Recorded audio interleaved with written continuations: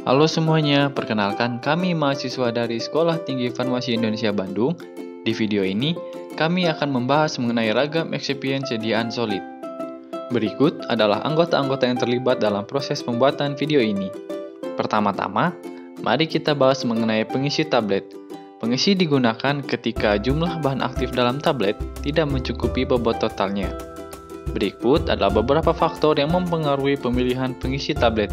Yang pertama, ada kompresibilitas. Pengisi harus memiliki sifat kompresibilitas yang baik agar dapat membentuk tablet yang padat dan kohesif. Kedua, ada sifat alir. Pengisi harus memiliki sifat alir yang baik agar dapat diolah dengan mudah dalam proses manufaktur tablet. Tiga, ada ukuran dan distribusi partikel. Ukuran dan distribusi partikel pengisi juga sangat penting untuk mencapai konsistensi dan keseragaman yang baik dalam formulasi tablet. Rentang lembab yang diperbolehkan untuk formula tablet cetak langsung adalah antara 1,7 hingga 5,6%, tergantung pada eksipien yang digunakan. Beberapa contoh pengisi yang dapat mengabsorpsi lembab dalam jumlah tertentu adalah yang pertama ada jumlahnya yang sedikit, yaitu dikalsium fosfat dan laktosa anhidrat. Yang jumlahnya sedang, ada manitol, dekstrosa, dan monokalsium fosfat. Yang terakhir ada yang jumlahnya banyak, ada sorbitol dan laktosa. Bahan pengisi berfungsi untuk meningkatkan massa tablet yang mengandung zat aktif dalam jumlah yang sedikit. Hal ini membantu dalam menciptakan proses manufaktur yang lebih andal dan reprodusibel. Berikut beberapa contoh bahan pengisi yang umum digunakan. Di antaranya ada laktosa anhidrat, laktosa monohidrat, laktosa spray dry, amilum, kalsium fosfat dibasik, mikrokristalin selulosa, dan manitol. Selanjutnya, ada pengikat dan adhesif tablet. Bahan pengikat ditambahkan dalam bentuk larutan atau padatan ke dalam campuran serbuk tablet. Tujuan penambahan pengikat dan adhesif adalah untuk meningkatkan gaya kohesivitas serbuk yang diperlukan untuk membentuk granul. Dengan adanya pengikat, ketika tablet dikompresi, serbuk akan membentuk massa tablet yang kohesif dan kompak. Berikut adalah beberapa contoh sifat pengikat yang umum digunakan dalam manufaktur granulasi basah. Konsentrasi dari bahan pengikat akan berpengaruh terhadap kekerasan dan kerapuhan tablet. Oleh karena itu, pemilihan konsentrasi yang tepat dari pengikat atau adhesif sangat penting untuk mencapai kualitas tablet yang baik. Disintegran atau penghancur. Fungsi disintegran dalam formula tablet sangat berlawanan dengan fungsi bahan pengikat. Makin kuat daya ikat bahan pengikat, maka dipilih bahan penghancur dengan daya hancur yang juga semakin besar. Disintegran bekerja dalam formulasi tablet untuk membantu pecahnya tablet menjadi granul saat berada dalam saluran cerna. Disintegran dapat meningkatkan porositas dan keterbasahan matriks tablet kompresi. Contoh disintegran yang bekerja dengan mekanisme ini adalah yang pertama amilum, yang kedua MCC, dan yang ketiga natrium starch glycolate. Disintegran yang bekerja dengan mengembang disebabkan adanya cairan berair, sehingga mempercepat disintegrasi tablet karena kenaikan tekanan internal dalam matriks tablet. Contoh, yang pertama cross-carmelo sodium atau suatu cross-linked NaCMC biasanya digunakan dengan konsentrasi 0,5 sampai 5% W/W. Yang kedua, cross-povidone atau suatu cross-linked PVV biasanya digunakan dengan konsentrasi 2 sampai 5% W/W. Disintegrasi tablet juga dapat dimediasi oleh produksi gas pada saat tablet kontak dengan cairan berair. Ini adalah mekanisme disintegrasi tablet effervescent. Yang pertama amilum, konsentrasi 5-10%, bekerja dengan wicking, swelling, minimal pada suhu tubuh. Yang kedua mikrokristalin selulosa, aksi wicking kuat, kehilangan daya disintegran apabila tekanan tinggi. Yang ketiga natrium starch glycolate, 2-8%, serbuk mudah mengalir, yang mengembang atau swell dengan cepat apabila kontak dengan air. Yang ketiga, cross-carmelo sodium 1-5%, mengambang apabila kontak dengan air. Yang kelima, gum agar, santan, kurang dari 5%, mengembang apabila kontak dengan air, membentuk gel yang kental yang dapat memperlama disolusi. Dengan demikian digunakan konsentrasi yang terbatas. Yang keenam, asam alginat, natrium alginat, 4-6%, mengembang seperti gum tetapi tidak sekental gel. Yang ketujuh, crosspovidone, 1-5%, aktivitas wicking yang tinggi. Lubrikan. Kerja lubrikan khususnya dibutuhkan segera setelah kompresi tablet di dalam die, yaitu untuk mereduksi friksi antara bagian dalam dinding die dan tepi tablet pada proses pengeluaran tablet. Penampilan dari tablet penting untuk persyaratan farmakope dan konsumen. Dengan demikian, lubrikan yang tidak memadai akan menyebabkan tablet akan tertolak dari batch. Ada dua kategori utama dari lubrikan. Yang pertama, tidak larut air, dan yang kedua, larut air. Lubrikan tidak larut air. Lubrikan tidak larut air ditambahkan pada tahapan pencampuran akhir sebelum pencetakan tablet. Konsentrasi lubrikan yang digunakan sangat penting dipertimbangkan karena mempengaruhi waktu hancur dan disolusi tablet. Contoh lubrikan tidak larut air yang secara umum digunakan adalah: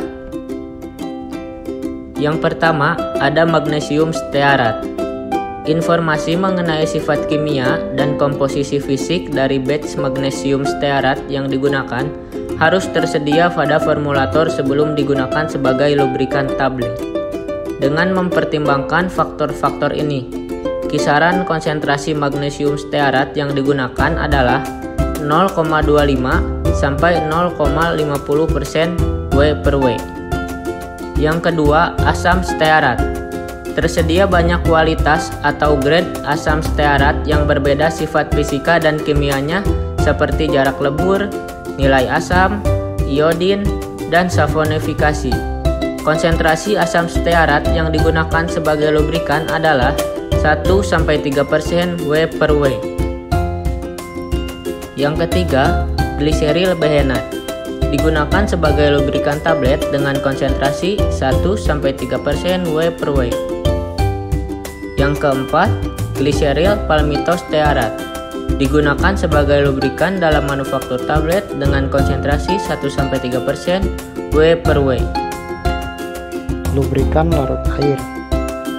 Lubrikan larut air pada dasarnya digunakan untuk mengatasi kemungkinan pengaruh yang tidak baik dari lubrikan tidak larut air, seperti pada waktu hancur dan disolusi tablet. Contoh lubrikan larut air adalah polyethylene glycol atau PEG, khususnya PEG 4000, 6000, dan 8000 dengan berat molekul yang besar. Digunakan sebagai lubrikan dalam manufaktur tablet. Kemampuannya sebagai formulasi sediaan tablet 79, lubrikan tidak sebaik magnesium stearat. Digunakan sebagai lubrikan dengan konsentrasi 1-2%. Polyoxyethylene stearat digunakan sebagai lubrikan dengan konsentrasi 1-2%. Garam lauryl sulfat. Garam lauryl sulfat, misalnya natrium dan magnesium, merupakan surfaktan anionik yang bekerja sebagai lubrikan dengan konsentrasi 1-2%. Selain berfungsi sebagai lubrikan, juga mampu meningkatkan disolusi obat yang sukar larut dalam air dalam tablet karena merupakan senyawa aktif permukaan. Yang paling efektif sebagai lubrikan adalah bahan yang hidrofob, tetapi jika terlalu banyak digunakan dapat mempengaruhi disintegrasi dan disolusi. Glidan. Glidan berfungsi untuk meningkatkan sifat air dari serbuk dalam penampungan serbuk atau granul pada mesin cetak atau hopper menuju lubang pencetakan atau die pada proses pencetakan tablet. Glidan bekerja dengan mengurangi gesekan antara serbuk atau atau granul dengan permukaan Hopper dan die yang disebabkan kemampuan partikel glidan menempati antara ruang antara partikel atau granul. Glidan juga bekerja mengurangi kecenderungan granul untuk memisah atau mengalami segregasi akibat vibrasi yang berlebihan. Untuk mendapatkan kondisi ini secara optimal, diperlukan partikel glidan yang kesatu harus kecil dan kedua tertata pada permukaan partikel atau granul. Glidan biasanya bersifat hidrofobik dan oleh karena itu perlu diperhatikan untuk memastikan bahwa konsentrasi glidan yang digunakan dalam formulasi tidak mempengaruhi waktu hancur tablet dan solusi obat. Kondisi ini sama dengan lubrikan yang dapat memperlama waktu hancur dan disolusi, sehingga tablet tidak memenuhi persyaratan kontrol kualitas sediaan tablet. Contoh glidan yang digunakan pada manufaktur tablet adalah talkum dan koloidal silikon dioksida. Selanjutnya ada talkum. Secara kimia, talkum merupakan magnesium silikat hidrat dan merupakan suatu material kristalin dengan ukuran partikel yang kecil. Biasanya digunakan sebagai glidan dalam formulasi tablet dengan konsentrasi antara 5-50% W/W. Talkum tidak toksik pada pemberian per oral. Massa talkum dalam jumlah yang besar pada pemberian secara inhalasi dapat menghasilkan pembentukan granuloma. Kondisi ini merupakan keterbatasan penggunaan talkum dalam formulasi farmaseutika. Selanjutnya ada koloidal silikon. Dioksik kolodiesilikon dioksid secara umum digunakan dalam formulasi tablet sebagai glidan antara 0,1 sampai 0,5% W/W karena merupakan suatu kombinasi sifat hidrofobik dan ukuran partikel yang kecil atau koloidal, biasanya kurang dari 15 nanometer. Formulasi sediaan tablet 81 ada konsentrasi optimum yang akan menghasilkan sifat alir yang bagus, biasanya kurang dari 1%, yaitu 0,25 sampai 0,5% untuk koloid silika. Konsentrasi optimum berkaitan dengan jumlah yang dibutuhkan untuk menyelimuti partikel serbuk. Konsentrasi yang tinggi kemungkinan dibutuhkan untuk adhesi yang serius atau sticking pada permukaan punch. Glidan tipe silika digunakan untuk memperkecil variasi bobot tablet. Pada umumnya, bahan-bahan yang dikenal sebagai lubrikan hanya mempunyai sedikit aktivitas lubrikan dan lebih baik sebagai antiheran atau glidan. Oleh sebab itu, diperlukan kombinasi dua atau lebih senyawa untuk mendapatkan sifat lubrikan, antiheran, dan glidan. Selanjutnya, eksipien, bahan lain yang digunakan dalam formulasi tablet, bahan tambahan atau eksipien, termasuk golongan ini adalah absorben, bahan pemanis atau pemberi rasa, pewarna, dan surfaktan. Yang pertama ada absorben. Absorben digunakan dalam formulasi tablet ketika kita perlu memasukkan komponen cair atau semi padat seperti obat atau pemberi rasa ke dalam formulasi tablet yang umumnya terdiri dari komponen padat. Salah satu contoh absorben yang umum digunakan adalah magnesium oksida atau magnesium karbonat. Magnesium oksida atau magnesium karbonat dapat menyerap komponen cair atau semi padat ke dalam komponen padat lainnya dalam formulasi tablet. Selain itu, magnesium oksida juga dapat digunakan sebagai glidan, sedangkan magnesium karbonat dapat digunakan sebagai bahan pengisi. Selanjutnya, ada bahan pemanis atau pemberi rasa. Bahan ini digunakan untuk mengendalikan rasa dalam tablet sehingga tablet dapat diterima oleh konsumen. Bahan pemanis dan pemberi rasa ini sangat penting jika tablet mengandung obat dengan rasa pahit atau jika tablet tersebut adalah tablet kunyah.